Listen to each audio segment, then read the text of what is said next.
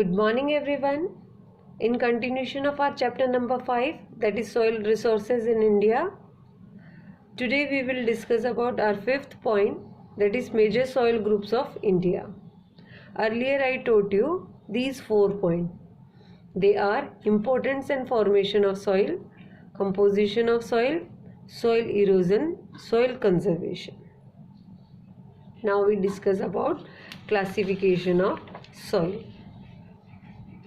The Indian Council of Agricultural Research set up an All India Soil Survey Committee in 1953, which divided Indian soil into following major groups. They are alluvial soils, black soils, red soil, laterite soil. First we discuss about alluvial soil. These soils occupy an area about 15 lakh square kilometer or about 45.6 total land area of the country. These are most important and they support the maximum share of agricultural products and the bulk of Indian population. Alluvium is loose unconsolidated soil or sediment that has been eroded, reshaped by water in some form of redeposited in non-marine setting.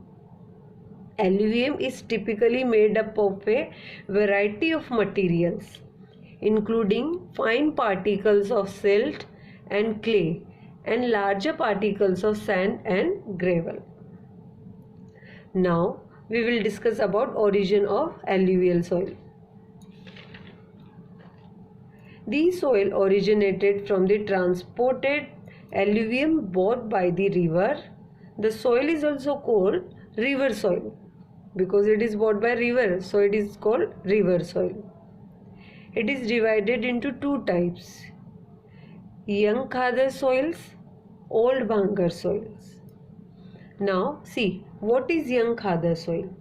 Young Khadar soil is new and young deposits of the alluvium soil on the flood plains.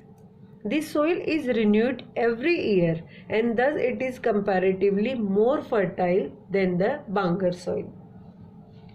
Now we have to know about what is Bhangar soil. Bhangar is the old alluvial soil.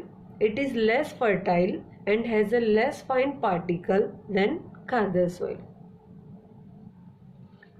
Now we discuss about the differentiate between young Khadar soil and old Bhangar soil. See, look at here. I written here the difference between these two types of soil. See, young Khadar soil, these are newer alluvium. It is newer alluvium, newly formed. And these consist of older alluvium. It is older form of alluvium soil. Now see, these contain fine sand and clay. These contain conker pebbles and gravels. See, third one, they are pale brown in color. They are darker in color and vary from light grey to ash grey. Light to ash grey. Okay. Now see, next one, they are found at the lower level of near the river. This is important. Lower levels near the river. Which one? Young Khadar soil. And they are found 30 meter above the flood level of the river. It is 30 meter above. That's why it is called old Bhangar soils. These are frequently inundated and replenished by floods during rainy season. They represent the riverine alluvium brought down by Satluj, Yamuna, Ghagra and other rivers of Indo-Gangetic plains. Khadar occupies the flood plains of the river and is enriched by fresh silt deposits every year. I hope You all understand, differentiate between young Khadar soil and old Bhangar soil.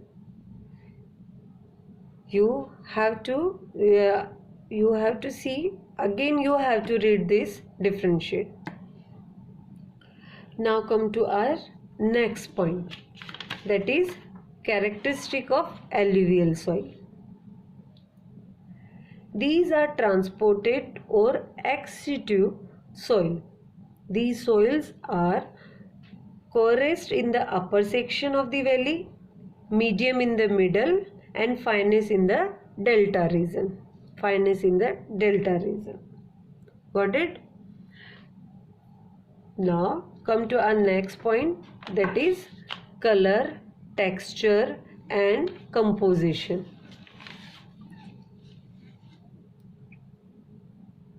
They are mostly light to dark in color depending on new or old alluvium. Light to dark, if it is new, light color, and old, then it is in dark color. They are rich in potash and have an humus except in the alluvium of the Ganga deltic region. This is the exceptional case. And it is deficient in phosphorus, nitrogen. Clear to everyone? Deficiency of phosphorus and nitrogen, and rich in potash. And color, light to dark in color. New one is in light color and the old one in dark color. Clear? Now come to the next point, that is fertility. Alluvial soil, though differ greatly in texture, are very fertile on the whole.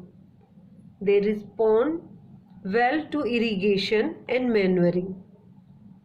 They are very good for both Rabi and Kharif crops.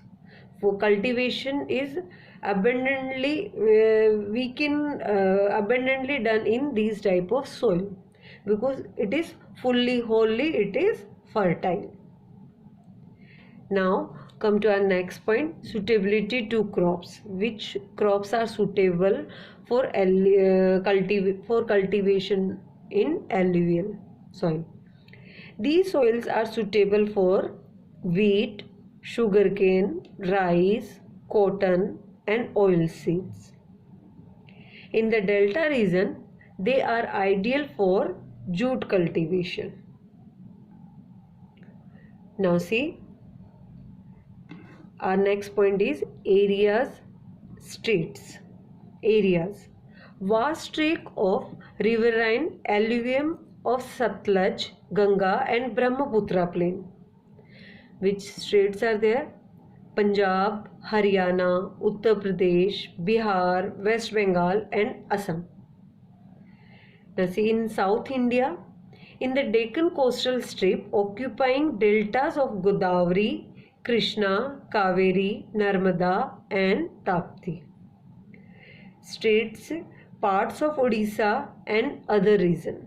Parts of Odisha and other region. Now see here, it is available in North India and South India. But there is difference between the North Indian alluvial soil and South Indian alluvial soil. Now we will discuss about the differentiate between alluvial soil of North India and alluvial soil of South India. See here, they are pale brown in color. Which one? North Indian soil. Alluvial soil of Deccan coastal strip are non-porous, clayey and dark in color, as rivers of Deccan Plateau flowing through black soil region carry the same to delta.